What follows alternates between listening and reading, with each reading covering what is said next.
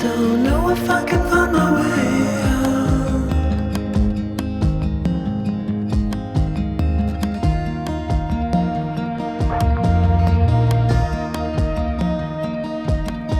I'm stuck in a prison of doubt.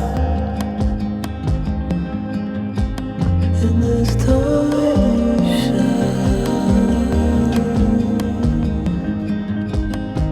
and everything is growing up tight. There's no room to breathe.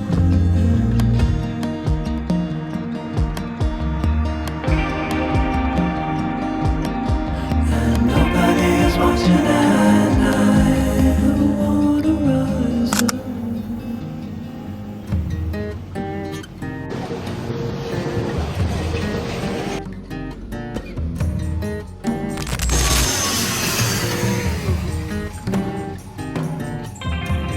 Need a friend to shake me out again.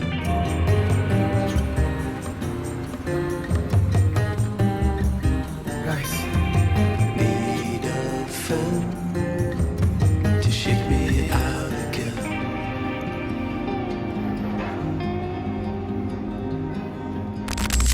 സ്വന്തമായിട്ട് എന്തെങ്കിലും ചെയ്യാൻ പറ്റുമോ? ചെയ്യാം. എന്തെങ്കിലും പാഷനായിട്ട് എന്തെങ്കിലും ഉണ്ടാ, നിങ്ങൾക്ക് ടീച്ചിങ് ഉണ്ടാ, അല്ലെങ്കിൽ വരയ്ക്കാൻ കഴിവുണ്ടാ, പാടാൻ കഴിവുണ്ടാ, എന്താണ് നിങ്ങൾക്ക് കഴിവുള്ളത് അത് ബൂസ്റ്റ് ചെയ്യുക. അതിനെ കൊണ്ട് എന്തെങ്കിലും ചെയ്യാൻ പറ്റുമോ? അതിന്ന് എന്തെങ്കിലും വരുമാനം കണ്ടുപിടിക്കാൻ പറ്റുമോ? അത് നോക്കുക. ഇനിയിപ്പോ എന്നെ പോലെ ഒരു പാഷനും ഇല്ലാതെ വെറുതെ ഇങ്ങനെ ഇരിക്കാൻ താല്പര്യം ആളാണെന്ന് വെച്ചെങ്കിൽ ഓക്കെ, ബിൽഡ് യുവർ ബോഡി ആണ് എനിക്ക് പറയാനുള്ളത്. നിങ്ങളെ ബോഡി വർക്ക്ഔട്ട് ചെയ്യുക. എന്റെ ബോഡി എന്നൊക്കെ പറഞ്ഞു കഴിഞ്ഞാൽ എന്റെ ലൈഫിൽ ഞാൻ എന്താ പറയാ മെലിഞ്ഞിട്ട് ഞാൻ കണ്ടിട്ടില്ല. എപ്പോ നോക്കിയാലും ഫാറ്റ് ആണ്. ചെറുപ്പം മുതൽ അങ്ങനെ തന്നെയാണ്, തടിച്ചിട്ടാണ് ഞാൻ. ഇതുവരെ എന്റെ ബോഡി വെയിറ്റ്, വർക്കൗട്ട് കാര്യങ്ങള്, ഡയറ്റും കാര്യങ്ങളൊന്നും വർക്കായിട്ട് ഞാൻ നേരെ കണ്ടിട്ടില്ല. അതാണ്, അതിനു വേണ്ടിയിട്ടാണ് ഞാൻ കുറച്ച് ആളായിട്ട് ഈ 90 ഡേയ്സ് ചലഞ്ച് എന്നൊക്കെ ഭാഗമായിട്ട് ഇങ്ങനെ വീഡിയോ റെക്കോർഡ് ചെയ്യണതും ഒരു കൺസിസ്റ്റൻസി കാര്യങ്ങളൊക്കെ ചെയ്യുന്നത്. ഇപ്പോഴത് ഫെയിലിയർ ആണ്, പക്ഷെ സമയമുണ്ട്, നല്ല റിസൾട്ട് വരുള്ളൂ എന്ന് പ്രതീക്ഷിച്ചിരിക്കണം. എന്തെങ്കിലുമൊക്കെ ചെയ്യാം. കുറച്ച് നാളായിട്ട് ഞാൻ 2-3 ദിവസമായിട്ട് എനിക്ക് എന്റെ വീഡിയോസും കാര്യങ്ങളും എടുക്കാൻ പറ്റില്ല. ഞാൻ കുറച്ച് ഒരു ഡ്യൂട്ടിക്ക് പോയി കയറും, ഒരു എയർപോർട്ടിൽ ഡ്യൂട്ടി, ഒരു VIP ഡ്യൂട്ടിക്ക് പോയി കയറാം. നമ്മുടെ ഒരു വൈസ് പ്രസിഡന്റ്, ഒന്നുമില്ല കേട്ടോ, വൈസ് പ്രസിഡന്റ് പ്ലെയിൻ വരുന്നു, പ്ലെയിൻ വന്നിട്ട് ഇറങ്ങുന്നു. തൊട്ടപ്പുറത്ത് ഹെലികോപ്റ്റർ ഉണ്ട്, ആ ഹെലികോപ്റ്ററിൽ കയറിയിട്ട് നേരെ കൊല്ലം കോട്ടയം പാതിക്ക് പോകുന്നു. ഇത്രേ ഉള്ളൂ, ഒരു 10 മിനിറ്റിന്റെ പരിപാടിയുള്ളൂ. അതിന് വേണ്ടിയിട്ട് ആ എയർപോർട്ടിൽ തലേ ദിവസം മുതൽ ഒരു 10-300 പോലീസുകാരെ കൊണ്ടുപോയി വെറുതെ ഇട്ടേക്കുക. ഒരു ഉപയോഗമില്ല. സേഫ്റ്റിയാ, സെക്യൂരിറ്റിയാ, എന്ത് തേങ്ങയ്ക്കാണ്? എന്തിനാണ് ഇത്ര ബിൽഡപ്പ് എന്ന് എനിക്കറിയില്ല. അവിടെ കൊണ്ടുപോയിട്ട് ട്രയൽ ഒരു ദിവസം, അത് ഒരു ടൈം പറഞ്ഞിട്ടുണ്ട്, 1 മണി സമയത്താണ് അവിടെ വരികയെന്ന് പറഞ്ഞേക്കുന്നത്. അപ്പൊ അതിന് 3 മണിക്കൂർ മുന്നേ റിപ്പോർട്ടിംഗ് ടൈം. അത് കഴിഞ്ഞിട്ടുണ്ടെങ്കിൽ ഇവിടുന്ന് പോയിട്ട് അടുത്ത ഡെസ്റ്റിനേഷനിൽ എത്തണ വരെ അവിടെ തന്നെ ഡ്യൂട്ടിയിൽ. ഇതിനിടയിൽ ഫുഡും തേങ്ങയും മാങ്ങയും ഒന്നുമില്ല, അവിടെ നിൽക്കാന്. ഒരു ഉദ്യോഗസ്ഥൻ അല്ലെങ്കിൽ ഒരു ഓഫീസർ വന്നിട്ട്, ഒരു പദവിയിലിരിക്കുന്ന ആള് വന്നിട്ട് ഒരു ഫ്ലൈറ്റിൽ നിന്ന് നേരെ പൈലറ്റിലേക്ക് കയറുമ്പോ 10 മിനിറ്റ് നെടുമ്പാശ്ശേരി എയർപോർട്ടിൽ അവിടെ ഉണ്ടാവും. അതിന് വേണ്ടിയിട്ട് അധികം ആൾക്കാരുടെ പണി അവിടെ ഞാൻ നോക്കി.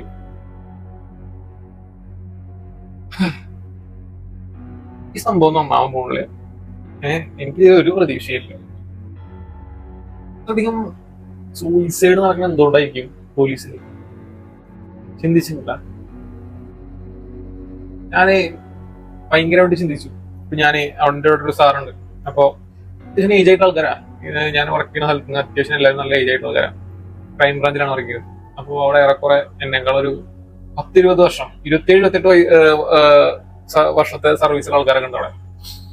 അവര് പറയണേ, ജോലിക്ക് കയറി അടുത്ത പേരുടെ എന്താ കല്യാണം കഴിക്കുക, ജോലി കിട്ടിയ അടുത്ത പേരുടെ അങ്ങനെയാണ്. നമ്മളെ കേരളത്തിൽ സിസ്റ്റം ആണ്. ജോലി കിട്ടി കഴിഞ്ഞാൽ അടുത്ത വീട്ടിൽ കല്യാണം കഴിക്കുന്നു. കല്യാണം കഴിച്ച അടുത്ത വീട് വീട് വെക്കുക. വീട് വെക്കുക ലോൺ എടുത്തിട്ട് പോലീസുകാരെങ്കിലും ലോൺ എടുക്കുക, സാലറി സർട്ടിഫിക്കറ്റ് വെച്ചിട്ട് ലോണ് വെച്ചിട്ട് വീട് കയറ്റുന്നു. അതിനിടയിൽ കുട്ടികളാവുന്നു. അവരുടെ പഠിത്തം അത് ഇത് തേങ്ങ മാങ്ങയൊക്കെയായിട്ട് അങ്ങോട്ട് പോകുന്നു.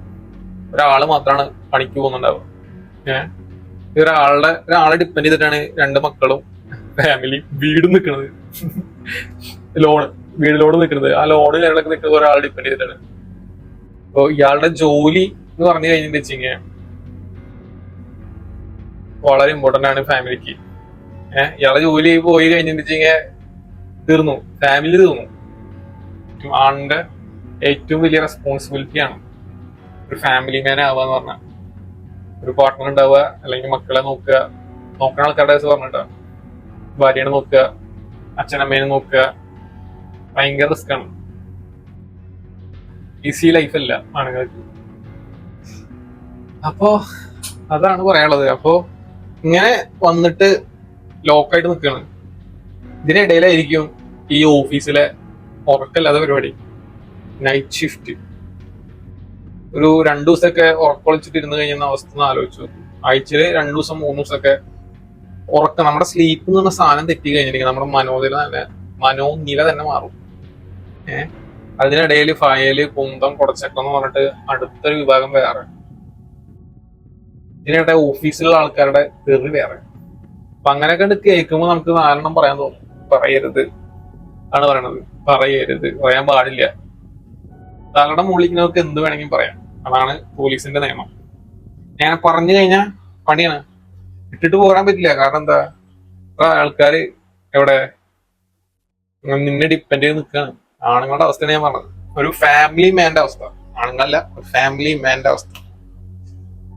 പോലീസ് എന്നല്ല എല്ലാ ജോബും, പക്ഷെ പോലീസിൽ ഇത് കുറച്ച് കൂടുതലാണ്. നിങ്ങള് പ്രൈവറ്റ് ജോബ് ചെയ്യുകയാണെന്ന് വെച്ചെങ്കിൽ നിങ്ങൾക്ക് ഒരു 10 മണി കഴിഞ്ഞിട്ടുണ്ടെങ്കിൽ തീർന്നു. രാത്രി 10 മണി കഴിഞ്ഞാൽ ടെൻഷനില്ല, നിങ്ങൾ സുഖമായിട്ട് കിടന്നുറങ്ങാൻ, പിന്നെ കാലത്ത് എഴുതിട്ട് പോവാ. പോലീസിലെ പറ്റില്ല. പോലീസിൽ ആഴ്ചയിൽ ഒരു 3 ദിവസം നൈറ്റ് ഉണ്ടാവും. നിങ്ങൾ പറയും നൈറ്റ് ഡ്യൂട്ടി പിറ്റേ ദിവസം റെസ്റ്റ് അല്ലേ. റെസ്റ്റ് ഒന്നും കിടന്നുറങ്ങിയിട്ട് കാര്യമില്ല. നൈറ്റ് ഉറങ്ങേണ്ടത് നൈറ്റ് ഉറങ്ങണം. ഞാനിപ്പോ ഇത്ര നാളായിട്ട് ആ 90 days ചലഞ്ചില് ആ ചീരയിൽ എനിക്ക് മനസ്സിലായ കാര്യം എന്ന് പറയുന്നത് വെച്ച് കഴിഞ്ഞാൽ നമ്മളെ എപ്പോഴാണ് കിടന്നുറങ്ങണം, അത് സ്ഥിരമായിട്ട് ഒരേ ടൈമിൽ ഉറങ്ങിക്കഴിഞ്ഞാൽ മാത്രമാണ് ഒരേ ടൈമിൽ എഴുന്നേക്കാൻ പറ്റുള്ളൂ. അപ്പൊ നമ്മുടെ സ്ലീപ്പ് സൈക്കിള് ഓക്കെ ആണെങ്കിൽ മാത്രമാണ് നമുക്ക് എഫിഷ്യന്റ് ആയിട്ട് വർക്ക് ചെയ്യാൻ പറ്റുള്ളൂ. അത് ഫിസിക്കലി ആണെങ്കിലും മെന്റലി ആണെങ്കിലും. ഇതാണ് പോലീസുകാർക്കില്ലാത്തത്. ഇതിനിടയിൽ ഒരു ലീവ് ലെറ്റർ വെച്ചിട്ട് കാര്യമില്ല. ലീവ് എന്ന് പറഞ്ഞ സാധനങ്ങൾ നോക്കണ്ട പോലീസിൽ. നമ്മളിവിടെ ജീവിക്കാൻ കുറച്ചാണ് ജീവിക്കുള്ളൂ. അത് അറിയാം സന്തോഷം. നല്ല കാലം എന്ന് പറഞ്ഞിട്ടാ ഒരു 30-36 വയസ്സ് വരെ നല്ല കാലമുള്ളൂ. അപ്പൊ ആ നല്ല കാലത്ത് നല്ല രീതിയിൽ ജീവിക്കണം വെച്ചാൽ നമ്മുടെ ഫാമിലി ആയിട്ടും നമ്മുടെ മക്കളായിട്ടും നമ്മുടെ അച്ഛനമ്മയ്ക്കായിട്ട് അടിച്ചു പൊളിച്ച് ജീവിക്കണം വെച്ചാൽ ഈ പണിയോട് പറ്റില്ല. അത് ആലോചിച്ചാൽ മതി. അപ്പോ ചുരുക്കത്തിലേക്ക് പറയാനുള്ളത് പറഞ്ഞാൽ സ്വന്തമായിട്ട് എന്തെങ്കിലും ചെയ്യാനുള്ള കഴിവുണ്ടോ ഞാൻ പറയില്ലേ. പാട്ട് പാടാൻ, വരയ്ക്കാൻ, ടീച്ചിങ്, ഇതിലൊക്കെ എക്സലന്റ് ആവാൻ നോക്കണം. ഒരു ആവറേജ് പേഴ്സൺ ആയിട്ട് നിന്നിട്ട് കാര്യമില്ല. ഒരു ആവറേജ് ആയിട്ട് വരയ്ക്കാൻ പറ്റും, കാര്യമില്ല. ഇതിലൊക്കെ എക്സലന്റ് പ്രോ ആവണം. എന്നാലാണോ നമുക്ക് എന്തെങ്കിലും കഴിവുള്ളൂ. എന്താണോ കഴിവുള്ളത് അത് ഡെവലപ്പ് ചെയ്ത് പ്രോ ആവണം. ഈ പ്രത്യേകിച്ച് പറഞ്ഞില്ലേ, പ്രത്യേകിച്ച് കഴിവൊന്നും ഇല്ലെങ്കിൽ എന്ത് ചെയ്യുക, സ്വന്തമായിട്ട് ഇംപ്രൂവ് ചെയ്യുക, സെൽഫ് ഇംപ്രൂവ് ചെയ്യുക. എന്നെ സംബന്ധിച്ചിടത്തോളം എന്റെ ഏറ്റവും വലിയ വീക്ക്നെസ് എന്ന് പറഞ്ഞാൽ എന്റെ ബോഡിയാണ്. എന്റെ ബോഡി ഒരു മസ്കുലർ ബോഡി അല്ല. ചെറുപ്പം മുതൽ ഞാൻ തടിച്ചിട്ടാണ്, ഫാറ്റ് ഒക്കെ ഉണ്ടാവും, ബോഡിയാണ്. ഇതൊന്നും അധികം എന്താ പറയാ, ഏറെക്കുറെ അങ്ങനെയൊക്കെ തന്നെയാണ്. ഫാറ്റ് ആയിട്ടുള്ള ബോഡിയാണ്. എത്ര വർക്കൗട്ട് ചെയ്താലും എത്ര ഇതായാലും ഓടിയാലും ഒരു പരിധിയിൽ കൂടുതൽ എന്റെ ഫാറ്റ് ബോഡിയൊന്നും പോകാറില്ല. അപ്പൊ അതാണ് ഞാൻ ഈ 90 days കൊണ്ട് എന്താ പറയുന്നത് കംപ്ലീറ്റ് ചെയ്യാൻ ശ്രമിക്കുന്നത്, മാറ്റാൻ ശ്രമിക്കുന്നത്. ഭയങ്കര എന്താ പറയാ, കുറെ ലാഗ് പരിപാടികളുണ്ട്, കുറെ എന്താ പറയാ ഇപ്പൊ നടക്കാത്ത പ്ലാനും കാര്യങ്ങളൊക്കെ ഉണ്ട്. പക്ഷെ ട്രൈ ചെയ്യുന്നുണ്ട്. കുട്ടിക്കാലത്ത് ശരിയാവും. അപ്പോ എന്തെങ്കിലുമൊക്കെ ചെയ്യാം. നമ്മുടെ പാഷനായിട്ടുള്ള എന്തെങ്കിലുമൊക്കെ ചെയ്തിട്ട് കാശ് ഉണ്ടാക്കാൻ നോക്കുക. കാശാണ് ജീവിക്കാൻ വേണ്ട ഒരു സാധനം. അതുണ്ടെങ്കിൽ നിങ്ങളുടെ 80% പ്രശ്നങ്ങളും തീരും. അത് ഉണ്ടാക്കാൻ പഠിക്കണം. ബാക്കിയുള്ളതൊക്കെ നിങ്ങളുടെ ഐഡിയ പോലെ ചെയ്തു.